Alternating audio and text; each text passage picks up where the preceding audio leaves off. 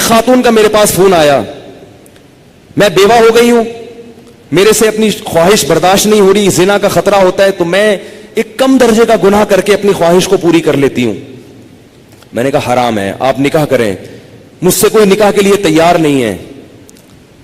میں نے کہا آپ اپنے حقوق سے دستبردار ہو کر کسی سے نکاح کر لیں کہ بھئی مجھے صرف اپنی اس حلال خواہش کے لیے کسی مرد سے نکاح کرنا ہے, میں اپنے آپ کو گناہ سے بچانا چاہتی ہوں, میں اپنے حقوق چھوڑنے کے لیے تیار ہوں.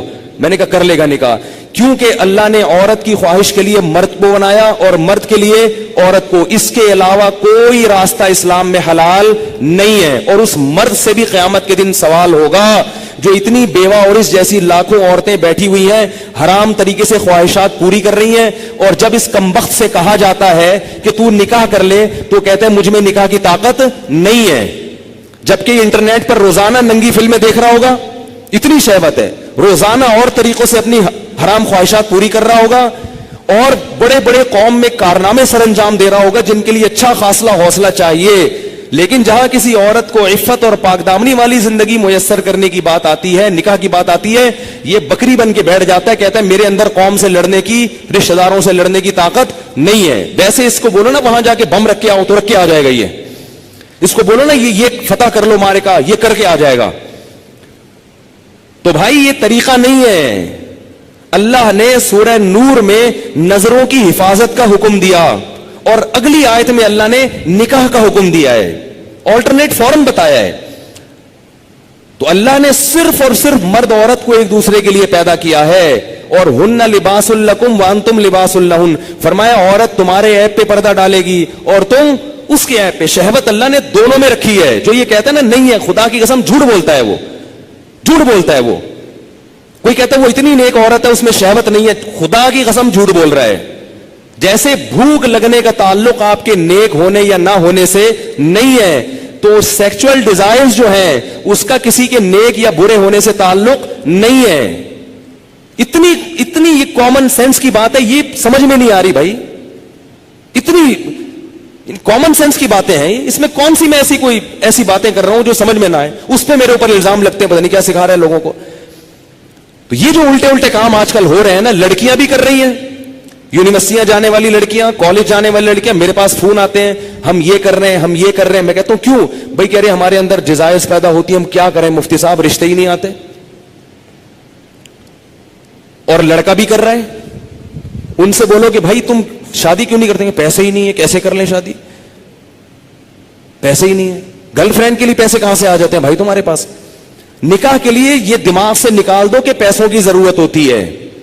یہ دنیا کا سب سے بڑا جھوٹ ہے کہ شادی کے لیے پیسے چاہیے. او بھائی شادی ایجاب و قبول کا نام ہے, خدا کی قسم نہیں چاہیے پیسے شادی کے لیے. اگر شادی کے لیے پیسے چاہیے ہوتے تو اللہ قرآن میں نکاح کا حکم دینے کے بعد غریب اور فقیر کو الگ سے ترغیب نہ دیتا. اللہ کہتے اگر فقیر ہونا تو اللہ دے دے گا پیسے, کر لو شادی. اگر نکاح میں پیسوں کی شرط ہوتی کہیں بھی کسی بھی درجے میں تو اللہ کیا کہتے جن لوگوں کے پاس پیسے نہیں ہیں وہ صبر کریں. اللہ نے تو نہیں کہا. اب آپ کہیں گے جب پیسے نہیں ہے تو کیسے شادی ہوگی؟ نکاح نام ہے ایجاب و قبول کا. بھائی کسی لڑکی سے عقد کر لو, ایگریمنٹ کر لو کہ میں تمہیں اپنے نکاح میں لیتا ہوں, وہ اس کہ ہاں میں نے قبول کیا, گواہ سن رہے ہو, یہ بات ہو گیا. اب اگر پیسے نہیں ہے تو اس کو بتاؤ پیسے نہیں ہے میرے پاس, تم میرے گھر آگے رہنا چاہتی ہو تو میرے ذمے تمہارا خرچہ ہے, لیکن یہ ہے میرے پاس, میں جتنا خود کھا رہا ہوں اس میں سے آدھی روٹی تمہیں کاٹ کے دے دوں گا. بہت مشکل ہے. کچھ کرنا ہے نا تو کچھ کرنا پڑے گا, ورنہ چلتے رہو پھر اسی راستے پہ جو لوط علیہ السلام کی قوم والا راستہ ہے, ادھر ہی جاؤ. اور اس انجام ہماری قوم کا بھی وہی ہے جو ان کا انجام تھا, جو گوروں کا انجام ہوا ہے نا. گورے کو یہ سمجھانا بڑا مشکل ہے کہ لڑکوں سے بدفعلی غلط کیوں ہے. کیوں مشکل ہے؟ اس لیے کہ وہ نکاح سے دور بھاگ کے لڑکوں کے اتنے عادی ہو چکے ہیں کہ اب وہ کہہ رہے ہیں مولوی پاگل ہیں, ان کو پتہ نہیں کیسی باتیں کر رہے ہیں. یہ گند میں جب ایک دفعہ پڑ گئے نا, پھر نکاح کے لیے پیسے ہوں گے تو بھی شادی نہیں کرو گے. یہ گند میں پڑنے سے پہلے کی باتیں ہیں ساری. پاکیزہ زندگی گزارو اللہ کے بندو, نکاح کرنا پیغمبروں کی سنت ہے, اور نکاح کے علاوہ راستہ اختیار کرنا یہ جہنمیوں کا طریقہ ہے, یہ پیغمبروں کا طریقہ نہیں ہے. موسیٰ علیہ السلام کے پاس کتنے پیسے تھے تو انہوں نے شادی کر لی تھی؟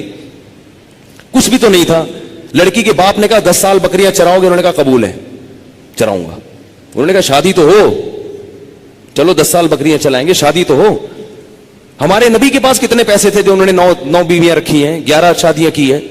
ہمارے نبی کے پاس تو کچھ بھی نہیں تھا. بخاری میں حدیث ہے کہ ایک شخص آیا, لوہے کی ایک انگوٹھی نہیں ہے, نبی نے اس کا بھی نکاح کرایا, ان کی بھی شادی کرائی. تو بھائی جو کھا رہے ہو آدھی روٹی کس کو دے دینا؟ بیوی کو. بولو بھائی میں ابھی تو یہی کر سکتا ہوں. اگر مزے سے رہنا چاہے ٹھیک ہے, جانا چاہے بولو ٹھیک ہے طلاق لے لو, میں پھر کہیں اور کرتا ہوں. مل جائیں گی آپ کو انشاءاللہ, کرنا ہی نہیں چاہتے ہو. اور عورت کو بھی شوہر مل جائے گا.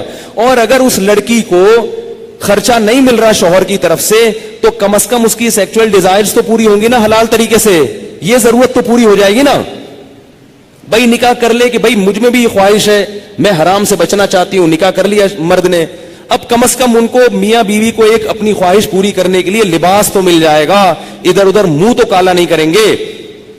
رخصتی اس وقت کر لیں گے جب پیسے ہوں گے. آپ بولو بھائی میں اپنی آدھی روٹی کاٹ کے تمہیں نہیں دے سکتا, میرا پیٹ نہیں بھرتا, تم وہیں رہو, پہلے سے ایگریمنٹ کر لیں گے.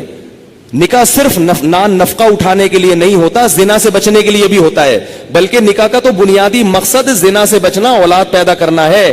یہ ذمہ داریاں تو اللہ نے ایک نظام کو چلانے کے لیے مرد کے کندھوں پہ ڈال دی ہیں, ورنہ نکاح کا بنیادی مقصد یہ نہیں ہے. اگر یہ مقصد ہوتا تو محمد صلی اللہ علیہ وسلم حضرت خدیجہ سے شادی نہ کرتے, کیونکہ حضرت خدیجہ کے پاس پیسے تھے, ہمارے نبی کے پاس پیسے نہیں تھے. ذمہ داری اٹھانے کے لیے اگر شادی ہوتی تو خدیجہ سے, ہمارے نبی کی ذمہ داری حضرت خدیجہ نے اٹھائی ہے. نہیں آ رہی بات سمجھ میں؟ پہلی شادی جو ہمارے نبی کی ہوئی ہے اس میں ذمہ داری کس نے اٹھائی ہے؟ حضرت خدیجہ نے. حضرت خدیجہ فرمائے میرے پاس مال بہت ہے, شریف آدمی نہیں مل رہا کوئی, تو آپ نکاح, آپ شریف ہیں ٹھیک ہے. تو 2 فائدے ہمارے نبی کو اللہ نے دے دیے, ایک بیوی مل گئی اور اللہ نے مالی لحاظ سے غنی کر دیا.